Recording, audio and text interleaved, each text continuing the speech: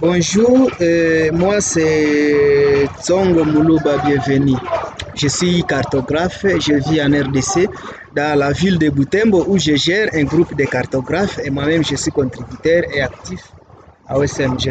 Alors aujourd'hui je vais parler de l'importance des données ouvertes en milieu rural. Je vais me baser dans des cas concrets des activités que nous avons menées dans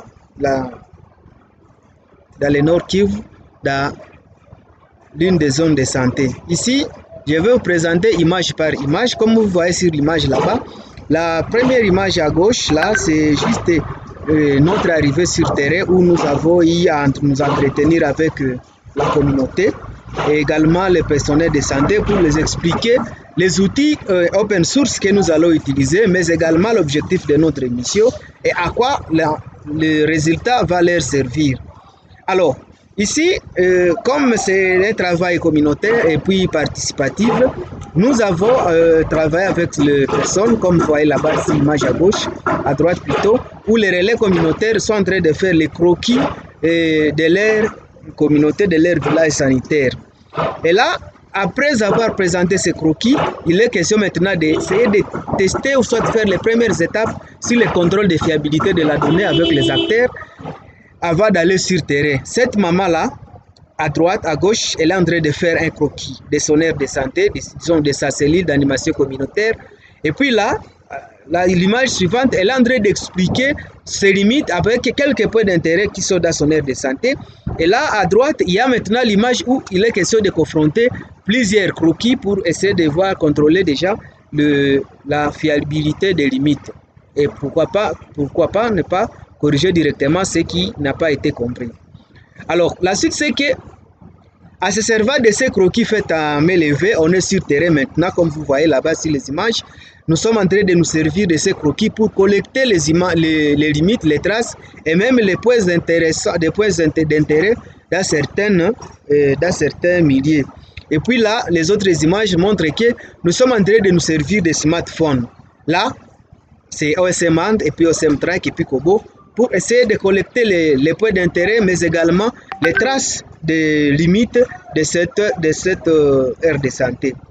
Alors, nous nous sommes dit qu'il fallait aussi transmettre nos connaissances et nos compétences aux relais communautaires dans l'objectif à ce que, à notre absence, qu'eux-mêmes puissent prendre à charge la mise à jour des données au milieu, de leurs milieux respectifs.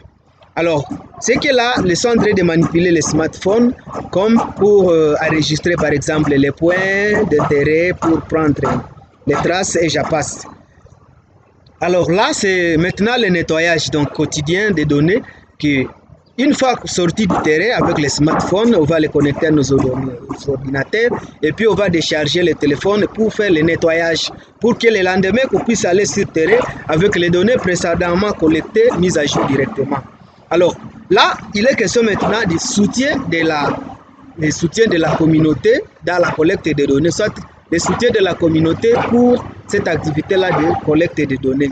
Rappelez-vous que c'était une activité qui a consisté à mettre à jour, soit à faire la cartographie détaillée des aires de santé pour faciliter aux prestataires de santé de retrouver les origines des patients. Alors ces images-là montrent l'accompagnement de la communauté. La deuxième image au milieu, ça montre que c'est la communauté qui est en train de se référer au croquis et puis regarder dans une direction où passent ces limites-là.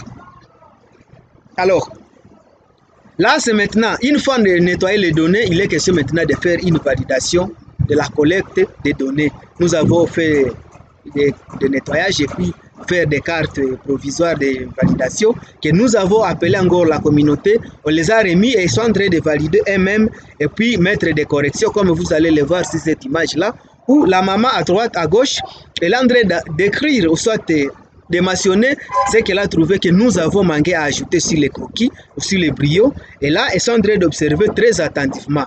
Et là, maintenant, sur cette image-là suivante, c'est qu'il y a le contrôle et la validation de la donnée par la communauté.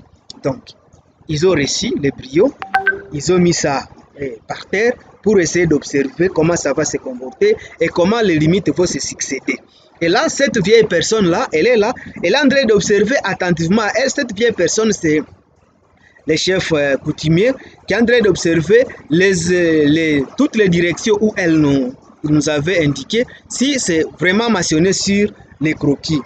Alors, une fois que les données sont collectées sur terrain, et voilà que les données là ouvertes sont en train de servir au personnel de la soignant pour essayer de retrouver les origines des patients, comme vous voyez sur cette image-là. Ça veut dire que la donnée ouverte au milieu rural, ça facilite beaucoup et a beaucoup d'importance, comme par exemple, chaque personne peut avoir accès ou soit peut visualiser librement les données ou soit les informations détaillées du milieu là où il vit. Il peut aussi visualiser les informations sur le téléphone. Une fois que les données sont mises à jour, et qui est la responsabilité de tous, pour mettre à jour les informations, et une fois les données sont mises à jour, par exemple, si on les incorpore dans OSMA et qu'il les visualise sur son smartphone, ça sera plus facile de manipuler et puis d'avoir les informations détaillées de son milieu.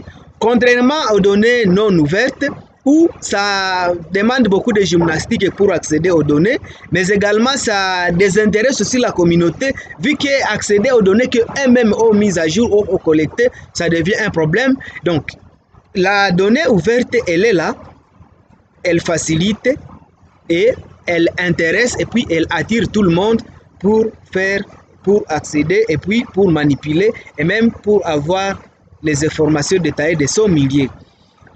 Alors, le cas typique, c'est que dans une de nos activités, je me rappelle que nous avons été en contact avec un responsable d'une aire de santé où on l'a trouvé en train de faire un croquis, un planning de vaccination dans son milieu, mais en se servant des données faites à main levée. Donc, il se servait d'un croquis.